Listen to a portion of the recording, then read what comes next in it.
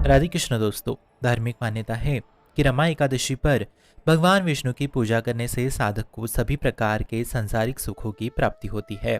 साथ ही घर में सुख समृद्धि और खुशहाली आती है। हर वर्ष कार्तिक माह के कृष्ण पक्ष की एकादशी तिथि पर रमा एकादशी मनाई जाती है। तदनुसार इस वर्ष गुरुवार 9 नवंबर को रमा एकादशी है। यह दिन भगवान विष्णु को समर्पित होता है। इस दिन भगवान विष्णु और माँ लक्ष्मी की पूजा की जाती है। आइए जानते हैं शुभ मुहूर्त। पंचांग के अनुसार कार्तिक माह के कृष्ण पक्ष की एकादशी तिथि 8 नवंबर को प्रातः काल 8:23 से शुरू होकर अगले दिन यानी 9 नवंबर को सुबह 10:41 पर समापन होगा। ज्योतिषों की माने तो 8 नवंबर को सुबह 8 बजे तक दशमी तिथि रहने के चलते 9 नवंबर को एकादशी का व्रत रखा जाएगा। आइए जानते हैं पारण का समय। साधक 10 नवंबर को सुबह 6:39 से लेकर सुबह 8:50 तक पूजा पाठ और पारण कर सकते हैं। दिन द्वादशी तिथि का समापन दोपहर 12:35 पर हो रहा है। ये जानते हैं महत्व। ज्योतिष शास्त्र के अनुसार हर एकादशी का अपना अलग ही महत्व होता है। इस बार कार्तिक माह की एकादशी रमा एकादशी दीपावली से पहले मनाई जाएगी।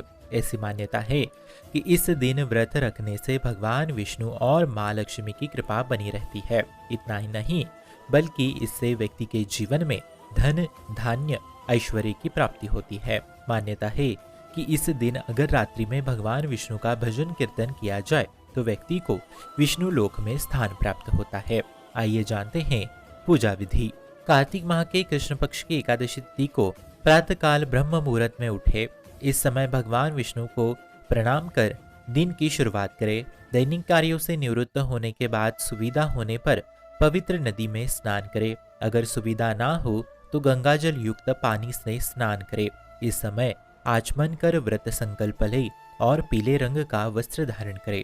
अब सबसे पहले भगवान सूर्य को लाल रंग मिश्रित जल से अर्घ्य दे। इसके बाद पूजा गृह में एक चौकी पर भगवान विष्णु और माता लक्ष्मी की चित्र को स्थापित करें। अब कलश स्थापित कर विधिवत भगवान विष्णु की पूजा करें। भगवान विष्णु को पीला रंग अति प्रिय है। अंततः पीले रंग का फल फूल केसर मिश्रित खीर अर्पित करें। इस समय विष्णु चालीसा का पाठ और मंत्र जाप करें। पूजा के अंत में आरती कर सुख समृद्धि और आय में वृद्धि हेतु कामना करें। दिन भर उपवास रखे। संध्या काल में आरती अर्चना कर फलाहार करे। अगले दिन पूजा पाठ कर व्रत खोले। इस समय जरूरतमंद और योग्य ब्राह्मण को दान अवश्य दे। एकादशी के दिन जितना हो उतना व्रत कथा पढ़े या आवश्यक रूप से सुने। इससे धन धान्य और ऐश्वर्य में वृद्धि होती है। आइए जानते हैं रमा एकादशी की व्रत कथा। पौराणिक कथा के अनुसार एक नगर के राजा मुचुकुंद ने पुत्री चंद्रभागा की शादी राजा चंद्रसेन के बेटे शोभन के साथ कर दी। शारीरिक रूप से शोभन बहुत दुर्बल था। वह एक समय भी अन्न के बिना नहीं रह सकता था। कार्तिक माह में दोनों राजा मुचुकुंद के यहाँ गए। उस समय रमा एकादशी थी। पिता के राज्य में रमा एकादशी का व्रत मनुष्य के साथ पशु भी करते थे। चंद्रभागा चिंतित थी क्योंकि पति भूखा नहीं रह सकता था। इसलिए उसने शोभन से दूसरे राज्य में जाकर भोजन करने को कह दिया। शोभन ने चंद्रभागा की बात नहीं मानी और रमा एकादशी का व्रत करने की ठान ली। सुबह तक शोभन के प्राण निकल चुके थे। पति की मृत्यु के बाद चंद्रभागा पिता के यहाँ रहकर ही पूजा पाठ और व्रत करने लगी।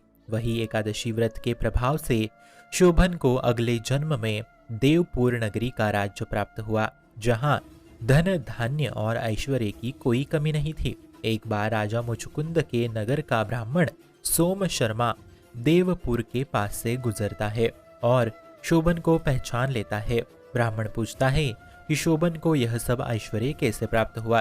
तब शोभन उसे बताता है यह सब रमा एकादशी का फल है, लेकिन यह सब अस्थिर है और मुझे कुछ स्थिर चाहिए। इसलिए शोभन ब्राह्मण से धन संपत्ति को स्थिर करने का उपाय पूछता है। इसके बाद ब्राह्मण नगर को लौट चंद्रभागा को पूरा वाकया बता देता है। चंद्रभागा ने बताया कि वह पिछले 8 वर्षों से एकादशी व्रत कर रही है। इसके प्रभाव से पति शोभन को पुण्य फल की प्राप्ति होगी।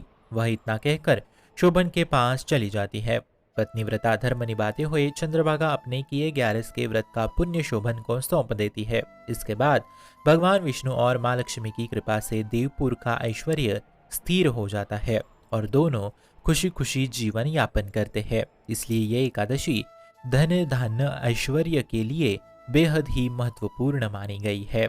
आप सभी को रमा एकादशी एवं दीपावली की हार्दिक हार्दिक शुभकामनाएं। शुभम भवतु कल्याणमोस्तु।